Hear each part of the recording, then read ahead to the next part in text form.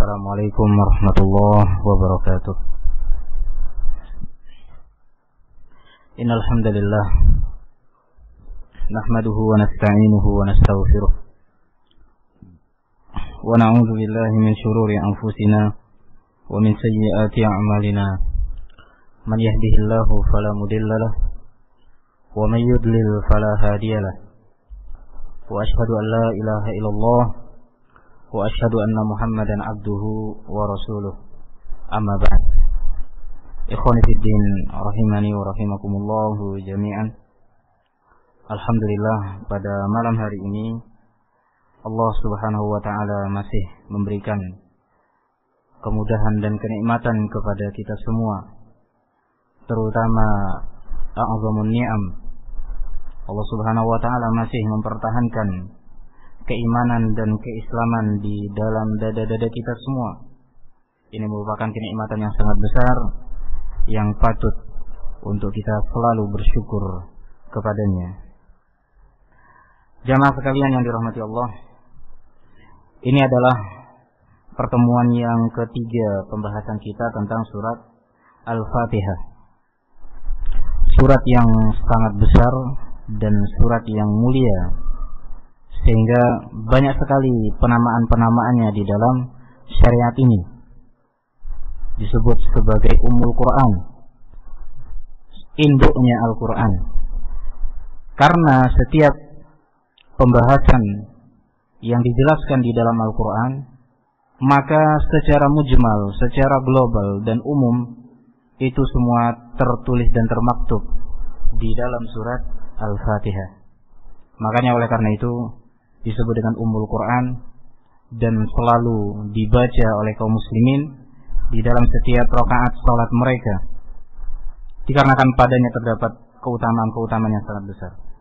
Setelah kita jelaskan ayat yang pertama, yaitu Alhamdulillahi Rabbil Alamin, sudah kita jelaskan bahwa para ulama berbeda pendapat apakah Bismillahirrahmanirrahim ayat yang pertama atau Alhamdulillah ayat yang pertama. Maka yang dirajihkan oleh Syekh Muhammad bin Shalih Al-Utsaimin adalah Alhamdulillahirabbil alamin adalah ayat yang pertama. Alhamdulillahirabbil alamin, kita sudah mempelajari bahwa di dalam ayat ini terkandung makna ar-raja, terkandung makna al-mahabbah, kecintaan kepada Allah Subhanahu wa taala. Karena dialah Rabb, pemilik, pencipta, dan yang mengatur seluruh alam semesta ini, yang memberikan kepada kita semua berbagai macam kenikmatan dan kecukupan, sehingga oleh karena itu kita sangat mencintai Allah, dan tentunya semua itu ada konsekuensinya. Kecintaan kepada Allah Subhanahu wa taala, barakallahu fikum, bukan hanya sebatas dengan lisan, kita ucapkan dengan lisan kita, akan tetapi kita harus menjalankan konsekuensi dari kecintaan tersebut. Di antara konsekuensinya adalah Allah Subhanahu wa taala berfirman, "Qul in kuntum tuhibbunallaha fattabi'uni yuhibbukumullah." Katakanlah wahai Muhammad, katakan kepada kaum muslimin, apabila kalian mencintai Allah, maka ikutilah beliau, ikutilah Nabi Muhammad SAW, maka niscaya kalian akan dicintai oleh Allah dan akan diampunkan dosa-dosa kalian oleh Allah Subhanahu wa taala. Kemudian ayat yang kedua, Ar-Rahmanir Rahim, dikatakan oleh Syekh Muhammad bin Abdul Wahhab, fiha ar-raja, pada ayat ini terkandung makna ar-raja, berharap kepada Allah.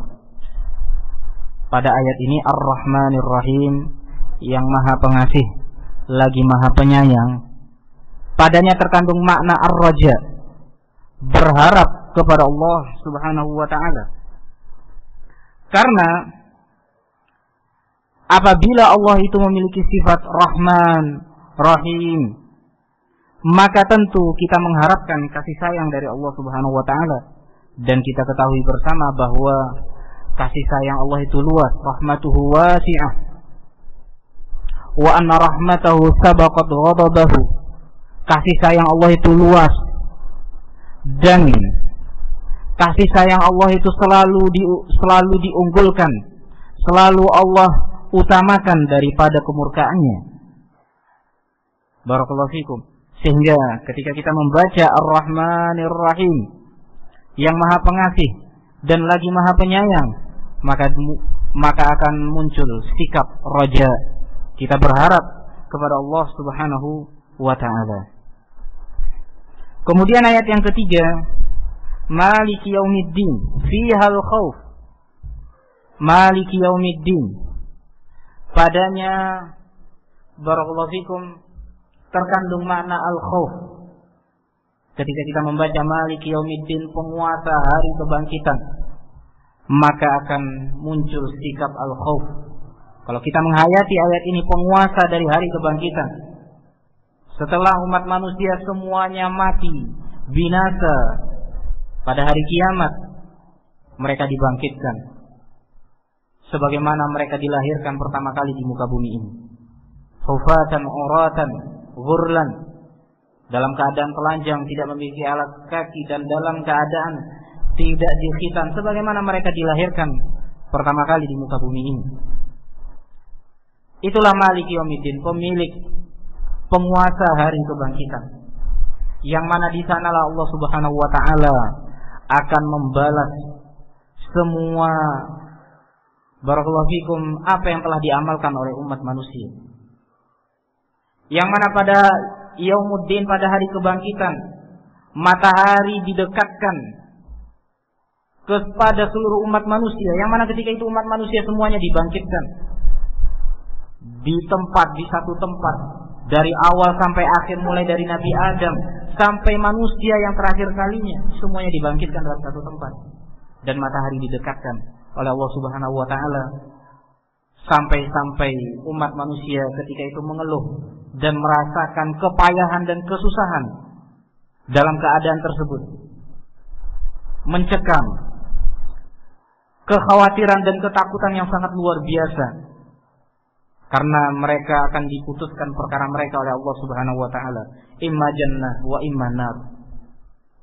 Baik itu imma jannah, mereka masuk jannah, atau dimasukkan ke dalam an-nar, akan diputuskan pada hari itu. Sehingga umat manusia ketakutan, mereka memiliki sikap kekhawatiran yang sangat luar biasa ketika itu, ditambah dengan keadaan matahari yang didekatkan dan bertumpuk-tumpuk barakallahu fikum kepayahan dan kesusahan yang mereka rasakan ketika itu. Maka datanglah mereka kepada Nabi Nuh kepada Nabi Adam. Akan tetapi Nabi Adam tidak sanggup untuk meminta kepada Allah Subhanahu wa ta'ala keringanan kepada mereka.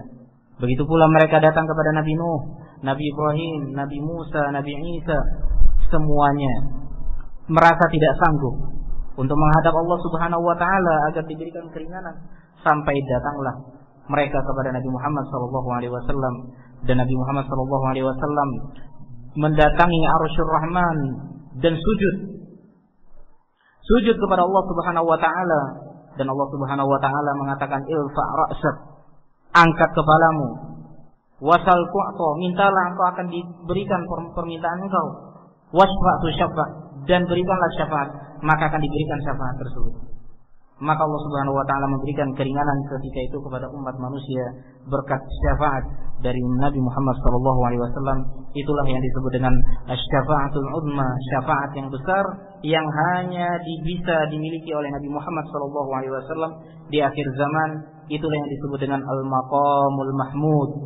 Al-maqamul mahmud, doa yang selalu kita baca setelah azan, wa ba'athu maqaman mahmudan alladhi wa'adta. Bangkitkanlah dia Muhammad sallallahu alaihi wasallam pada tempat kedudukan yang terpuji sebagaimana yang engkau janjikan kepadanya. Barakallahu fikum. Ikhwan fillah rahimani wa rahimakumullah. Sehingga ketika seseorang mengingat hari kebangkitan, maka akan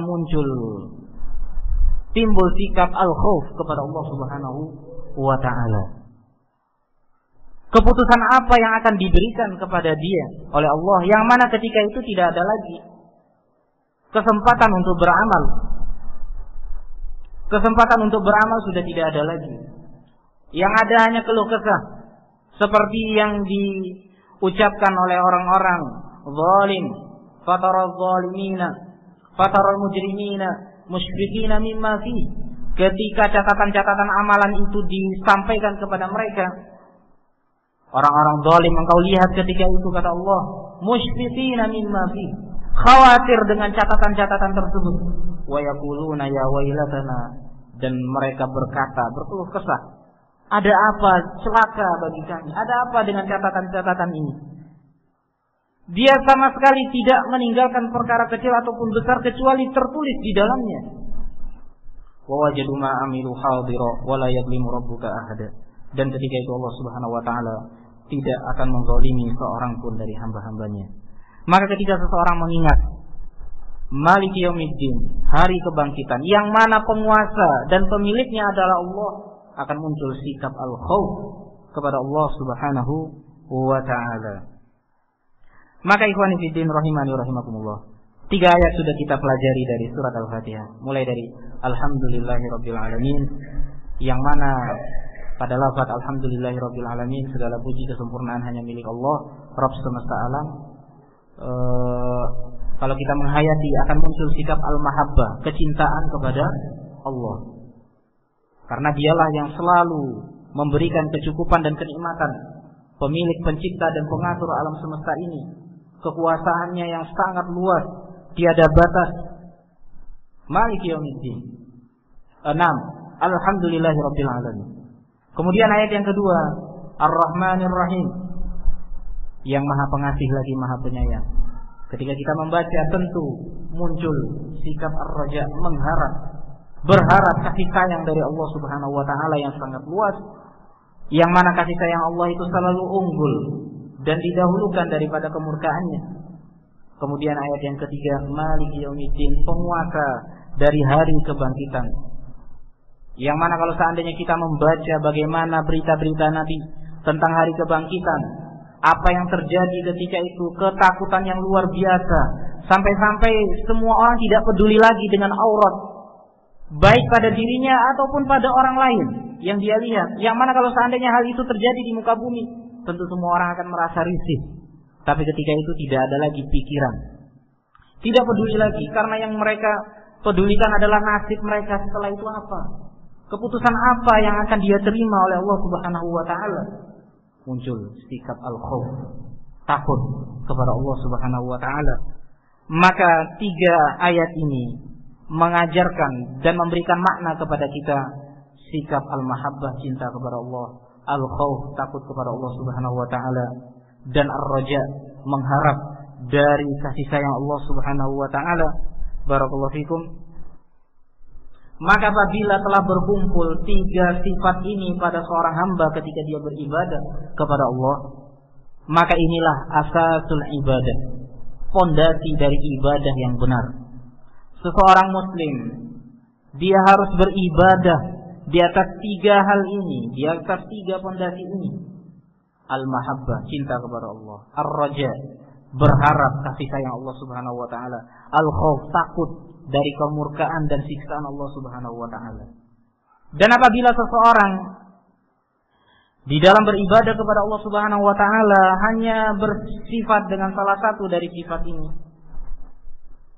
seperti orang yang beribadah hanya sebatas rasa cinta kepada Allah Subhanahu wa taala tanpa ada rasa takut dan juga tidak mengharap pahala dari Allah, ini adalah caranya, jalan ibadahnya orang-orang sufiyah, yang mana mereka mengatakan la na'budullaha khaufan min narihi wa la tama'an fi jannatihi.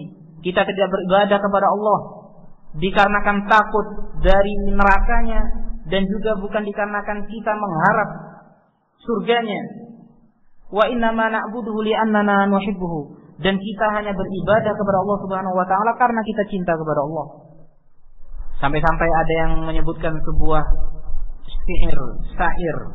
Naam, barakallahu fikum, sebuah pernyataan yang mana maknanya, kalau seandainya saya beribadah kepadamu ya Allah karena saya mengharap surgamu, maka jangan engkau masukkan saya ke dalam surgamu. Dan kalau seandainya saya beribadah kepadamu, wahai Allah, karena takut dari nerakamu, maka masukkanlah saya ke dalam nerakamu. Ini adalah ucapan yang sangat berat dan sangat mungkar.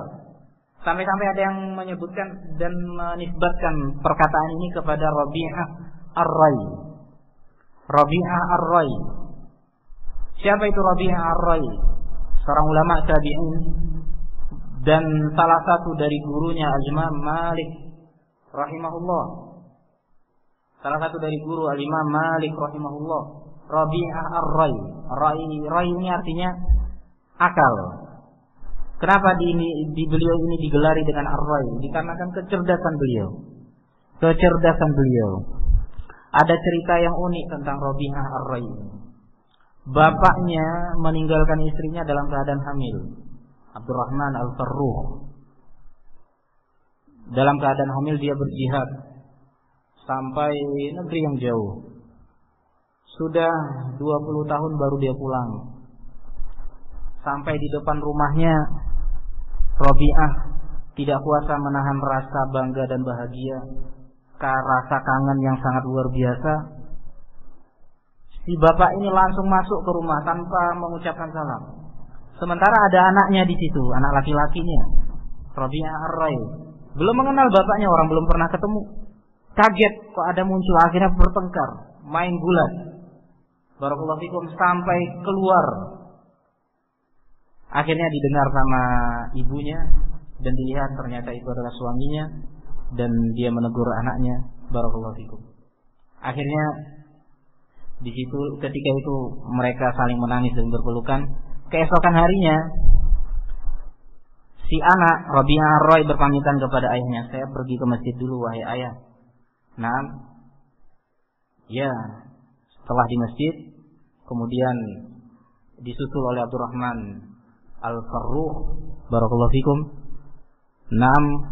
Dan selesai sholat, sang imam menyampaikan kajian yang dihadiri oleh Al-Imam Malik dan kaum muslimin yang banyak, yang mana Abdurrahman berada di belakang, dan dia bertanya kepada orang yang di sebelahnya, siapa itu, kok bagus sekali penyampaiannya, berilmu sekali itu orang. Kamu nggak tahu itu siapa? Itu adalah ulama yang terkenal zaman sekarang ini. Nggak tahu, saya soalnya baru datang. Oh iya, pantas. Itu adalah Rabi'ah Ar-Rai. Akhirnya ketika dia langsung lari ke rumah dan dia menangis di hadapan istrinya. Dan dia banyak bersyukur kepada Allah Subhanahu wa taala. Barakallahu fikum. Ar-Rabi'ah. Jadi ucapan tadi dinisbatkan kepada Rabi'ah Ar-Rai. Rabi'ah Ar-Rai. Padahal tidak mungkin ucapan itu diucapkan oleh Rabi'ah Ar-Rai, padahal beliau adalah ulama ahli sunnah wal jamaah dan termasuk dari gurunya Al-Imam Malik rahimahullah. Yang jelas, ucapan ini adalah ucapan yang batil, yang tidak ada dasarnya dan merupakan kesesatan. Kenapa demikian? Dikarenakan para rasul, para malaikat, makhluk yang paling mulia, mereka itu yakhafuna Allah wa yarjuna rahmatah. Mereka itu takut kepada Allah Subhanahu wa taala. Para malaikat dan para rasul itu sangat takut kepada Allah. Di samping itu juga mereka mengharapkan kasih sayang dari Allah Subhanahu wa taala. Allah menyebutkan di dalam Al-Qur'an, innahum kanu yusari'una fil khairat wa yad'unana raghaban wa rahaba wa kanu lana khashi'in. Sesungguhnya mereka, yaitu para nabi, yusari'una fil khairat, bersegera di dalam kebaikan, wa yad'unana raghaban wa rahaba, dan mereka beribadah kepada kami, kepada Allah Subhanahu wa taala, didasari dengan rasa cinta dan rasa takut. Raghaban wa rahaba, rasa cinta dan takut, penuh harap kepada Allah, wa kanu lana khashi'in, dan mereka khusyuk kepada Allah Subhanahu wa taala. Ar-Rusul, di dalam ayat ini para rasul disifati oleh Allah Subhanahu wa taala adalah orang-orang yang takut kepada Allah dan penuh harap kepada Allah Subhanahu wa taala di dalam beribadah. Sehingga oleh karena itu tidak bisa dikatakan bahwa orang yang beribadah kepada Allah karena mengharap surga Allah berarti dia adalah seorang musyrik. Lah, ini merupakan ucapan yang batil. Orang yang beribadah kepada Allah karena takut neraka, dia musyrik, kata dia. Ini merupakan ucapan yang batil. Karena para rasul, mereka adalah hamba-hamba Allah yang mulia, utusan yang telah Allah pilih. Bagaimana cara mereka beribadah kepada Allah? Dijelaskan di dalam ayat ini. Innahum kanu yusari'una fil khairat. Mereka adalah orang-orang yang bersegera, berlomba-lomba di dalam kebaikan. Wa yad'unana, dan mereka beribadah kepada Allah raghaban wa rahaba, dengan rasa cinta dan takut kepada Allah dan penuh harap kepada Allah Subhanahu wa taala. Wa kanu lana khashi'in, dan mereka beribadah kepada Allah dengan kekhusyuan. Ulaika alladziina yad'una yabtaghuna ila rabbihimul wasilata ayyuhum aqrabu wa yarjuna rahmatahu wa yakhafuna 'adzabah. Dan orang-orang soleh yang diibadahi oleh orang-orang musyrikin, orang-orang soleh yang diibadahi, yang disembah oleh orang-orang musyrikin, yang tentunya perbuatan mereka ini adalah perbuatan yang salah, yaitu perbuatan orang-orang musyrikin kepada orang-orang soleh. Setinggi apapun kesolihan dan keilmuan seseorang, maka dia tetap tidak boleh untuk diibadahi, tidak boleh diminta dan dipanggil-panggil namanya di dalam doa. Kalau ingin berdoa kepada Allah, langsung sebut Allah, sebut nama-nama Allah. Tidak perlu menyebut nama Kiai Fulan, Wali Fulan, dan tidak perlu untuk datang kepada kuburan wali-wali tertentu untuk berdoa dan memohon kepada Allah Subhanahu wa taala. Ini tidak pernah diajarkan oleh Rasulullah dan para sahabatnya. Barakallahu fikum. Ini sama dengan perbuatan orang-orang musyrikin pada zaman dahulu yang diperangi oleh Rasulullah sallallahu alaihi wasallam. Mereka orang-orang soleh yang diibadahi tadi, sebenarnya sifat mereka yabtaghuna ila rabbihimul wasilah. Mereka selalu berusaha untuk mencari wasilah, untuk mendekatkan diri mereka kepada Allah Subhanahu wa taala. Mencari cara untuk mendekatkan diri kepada Allah Subhanahu wa taala. Ayyuhum aqrabu wa yarjuna rahmatahu. Bagaimana cara mereka mencari cara wasilah yang bisa mendekatkan diri mereka kepada Allah? Dengan ibadah, dengan sedekah, salat, zikir kepada Allah Subhanahu wa taala. Wa yarjuna rahmatahu, dan mereka mengharapkan kasih sayang Allah. Wa yakhafuna 'adzabah, dan mereka takut dari siksaan Allah Subhanahu wa taala. Haula'i kama jaa fi tafsir. Siapakah yang dimaksud di dalam ayat ini? Dikatakan oleh Syekh Shalih Al-Fauzan, mereka adalah sebagaimana yang disebutkan di dalam tafsir, yaitu Al-Uzair wa Isa wa ummuhu alladzina kana ya'buduhumul musyrikun. Mereka itu adalah Al-Uzair. Uzair ini adalah orang yang dianggap sebagai putra Allah oleh orang-orang Yahud. Wa qalat Yahudu Uzair ibn Allah. Berkata orang-orang Yahud, Uzair adalah putra Allah. Dan orang-orang Nasara mengatakan Al-Masih Isa bin Maryam ibnullah. Masih ibnullah, Isa adalah putra Allah. Dan dikarenakan anggapan mereka bahwa Uzair adalah putra Allah, Isa adalah putra Allah, barakallahu fikum, mereka beribadah kepada orang-orang yang disebutkan ini. Mereka adalah orang-orang saleh. Bahkan Isa adalah seorang nabi, termasuk dari Nabi Ulul Azmi, nabinya Bani Israel. Barakallahu fikum. Begitu pula ibundanya wa ummuh siddiqah, seorang siddiqah yang mana dia telah menyerahkan kehidupannya untuk Allah Subhanahu wa taala dan selalu beribadah di dalam mihrabnya. Dan bahkan Allah Subhanahu wa taala memberikan karamah kepada Isa, kullama dakhala 'alaiha Zakaria al-mihrab wajada indaha rizqa. Setiap Nabi Zakaria memasuki tempat Maryam, selalu didapati ada rizq, ada makanan. Qala anna laki hadza? Berkata Nabi Zakaria, dari mana engkau dapatkan ini? Qalat huwa min indillah. Ini semua adalah dari Allah, kata Maryam bintu Imran. Barakallahu fikum. Mereka ini adalah orang-orang soleh, akan tetapi diibadahi oleh orang-orang musyrikun. Uzair beribadah kepada Al-Yahud beribadah kepada Al-Uzair, An-Nasara beribadah kepada Isa dan ibundanya Maryam, padahal mereka adalah ubadun, hamba-hamba Allah, yarjuna rahmatullah, mengharapkan kasih sayang Allah, wa yakhafuna azabah, dan takut akan siksaan Allah Subhanahu wa taala. Fa kaifa yu'baduna ma Allah? Lalu kenapa kok bisa mereka itu diibadahi selain Allah Subhanahu wa taala? Ada yang menganggap bahwa mengkiaskan posisi Allah dengan seorang pejabat yang tinggi, yang mana kalau ingin menghadap atau ingin menyampaikan pesan permohonan kepada pejabat tersebut harus melalui perantara-perantara, melalui pengawalnya, ajudannya, melalui menterinya dan wakilnya, baru sampai kepada penguasa tersebut. Baik dia itu seorang gubernur atau presiden. Enggak sembarangan orang bisa langsung sampai, secara langsung kepada penguasa tersebut. Begitu pula kepada Allah Subhanahu wa taala. Kita ini hamba yang banyak dosa. Hamba yang banyak dosa, kata mereka. Kalau kita berdoa kepada Allah langsung enggak bakal diterima, enggak bakal didengar oleh Allah. La haula wala quwata illa billah. Siapa yang mengatakan seperti ini? Nabi SAW tidak pernah mengajarkan demikian. Bahkan Allah Subhanahu wa taala mengatakan, "Wa idza sa'alaka ibadi anni fa inni qarib." Apabila hambaku bertanya tentangku, maka jawablah, Allah itu dekat. Ujibu da'watad da'i idza da'an. Allah Subhanahu wa taala akan menjawab permohonan seorang yang berdoa dan memohon apabila dia memohon kepada Allah Subhanahu wa taala.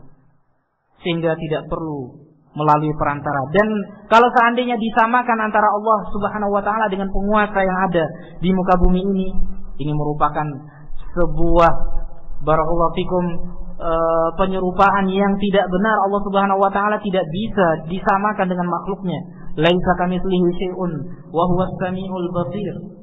Allah itu tidak serupa dengan seorang pun dari makhluknya.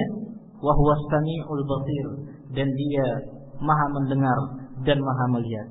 Apapun yang dipermohonkan oleh hambanya maka akan didengar dan dilihat oleh Allah Subhanahu wa ta'ala. Barakallahu fikum. Kemudian ayat berikutnya, Iyyaka na'budu wa iyyaka nasta'in. Hanya kepadamulah kami beribadah dan hanya kepadamulah kami memohon pertolongan. Ai a'buduka ya Rabbi bima madha, yaitu saya beribadah kepadamu wahai Allah dengan 3 sifat tadi, dengan sifat sikap cinta kepadamu, sikap penuh harap kepadamu, dan sifat takut kepadamu. Fahadhihi salatu arkanul ibadah. 3 sifat ini adalah rukun ibadah. Wa sarfuha li ghairillahi syirkun. Dan apabila diselewengkan kepada selain Allah merupakan perbuatan syirik. Wa fi hadhihi salat ar-raddu 'ala man ta'allaqa bi wahidatin minhunna kaman ta'allaqa bil mahabbati wahdah. Dan di dalam 3 ayat ini atau 3 sifat ini terdapat bantahan bagi orang yang hanya bergantung dengan salah satu dari 3 sifat tersebut, seperti orang yang hanya beribadah kepada Allah dengan modal cinta saja, atau orang yang beribadah kepada Allah dengan modal berharap saja tanpa rasa cinta dan takut, atau yang terakhir dia beribadah kepada Allah Subhanahu wa taala dengan modal barakallahu fikum takut saja tanpa rasa cinta kepada Allah Subhanahu wa taala dan mengharap kasih sayang dari Allah Subhanahu wa taala. Barakallahu fikum. Dan ini merupakan kesesatan. Wa fiha minal fawaid.